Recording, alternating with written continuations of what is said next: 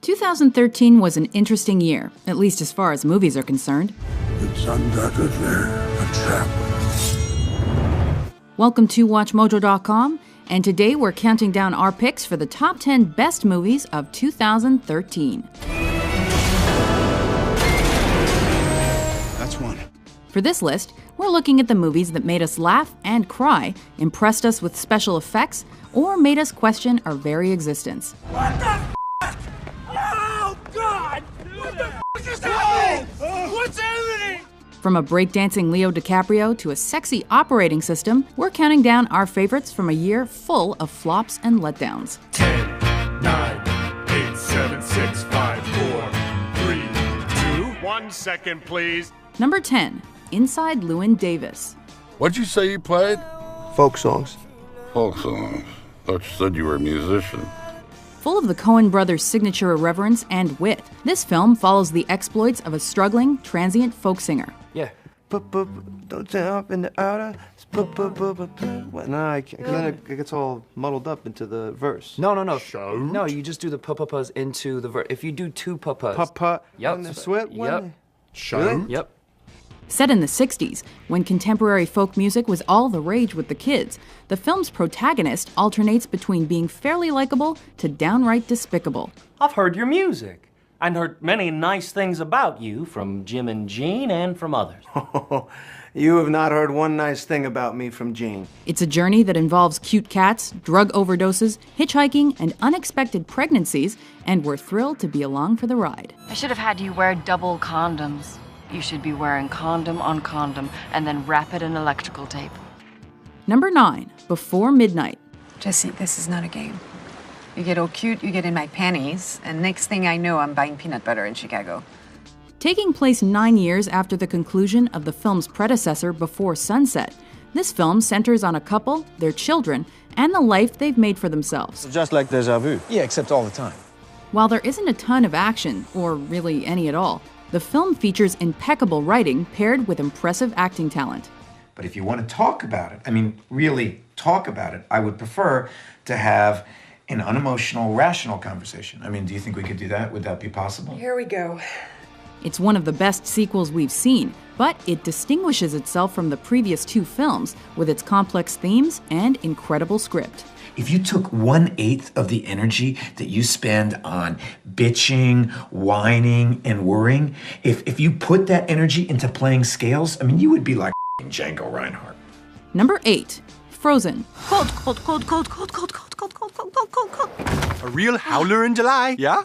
While the handsome prince and the dashing and brave love interest are cool and all, I'm awkward. You're gorgeous. Wait, what? they really play second fiddle to the relationship between the protagonist and her sister. It's that relationship that propels the plot of this movie and adds a unique spin to another Disney princess film. Not to mention, there's some impressive animation on display throughout the film that's pretty hard to look away from. It is not nice to throat snow people! Whoa, feisty pants. Just let the snowman be. I'm calm. Great. Oh, come on. Number 7, The Hunger Games: Catching Fire. There she is, Katniss Everdeen! The girl on fire! It's not every day that a sequel turns out to be better than the original. But with Catching Fire, it seems like the quality of the films is ramping up.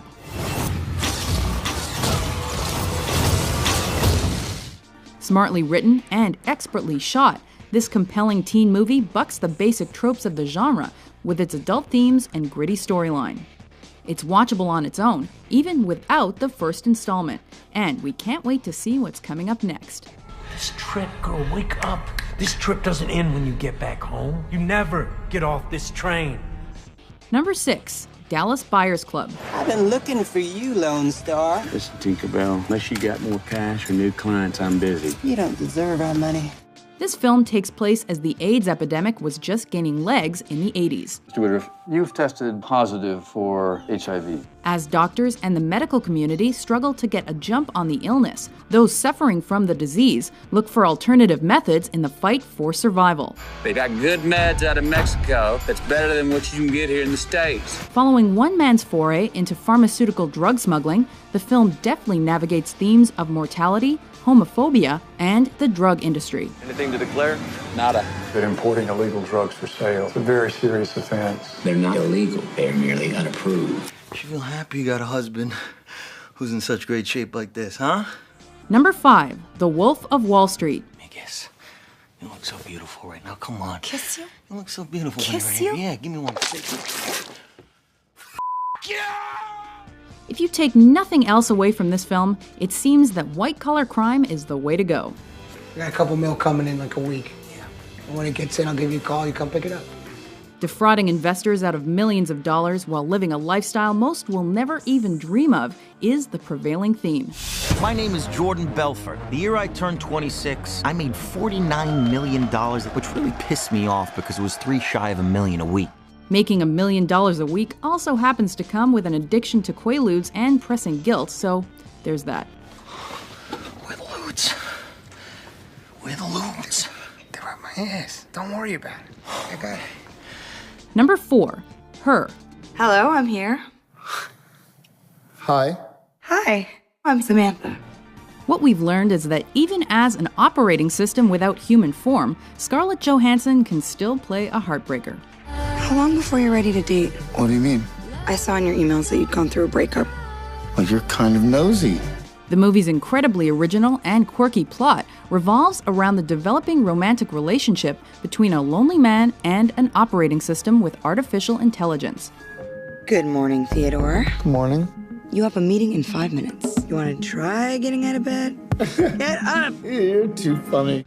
As their romance evolves, notions of true love, fidelity, and loyalty come into question. It's funny and romantic, but not in a rom-com type of way. What's it like to be alive in that room right now? I wish I could put my arms around you. Wish I could touch you. How would you touch me? Number 3, American Hustle. Come on, what are we doing here? We fight and we and that's what we do. That's our thing. She was the Picasso of passive-aggressive karate. Come here. She was better than any con artist I ever met, including myself. Corrupt politicians, the mob, con artists, the FBI, and it's set in the 70s. What's not to love? There are a multitude of reasons why this movie is one of our favorites, but aside from the smart casting and even smarter writing, it's a deliciously funny movie. Oh! Another fire! No, Danny, not that one. That one's empty. We gotta use the big one.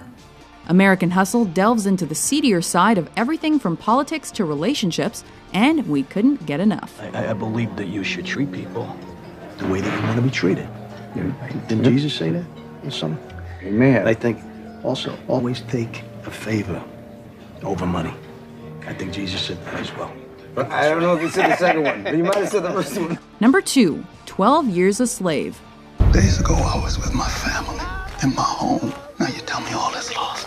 If you didn't leave the theater in tears after seeing this film, you're likely not human.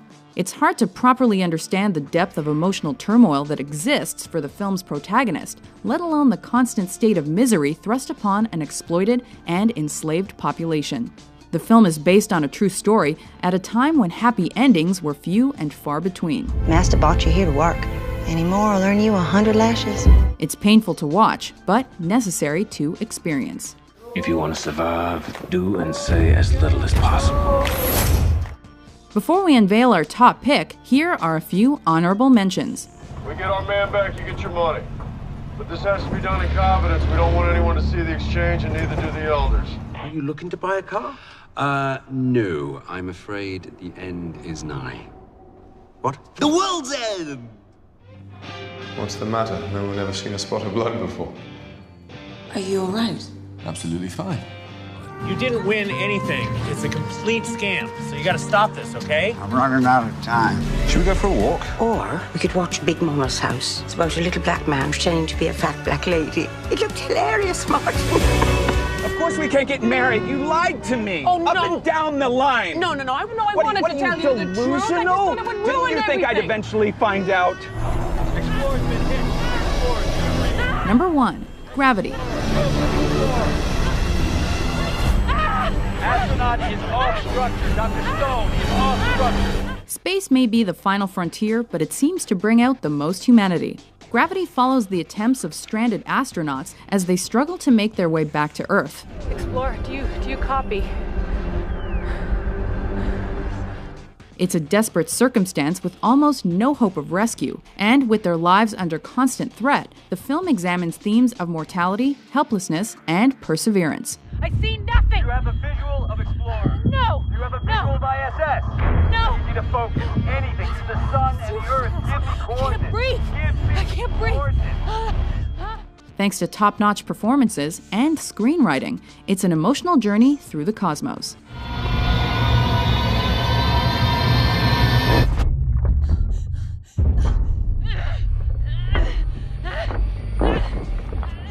Do you agree with our list? What do you think were the best movies of 2013?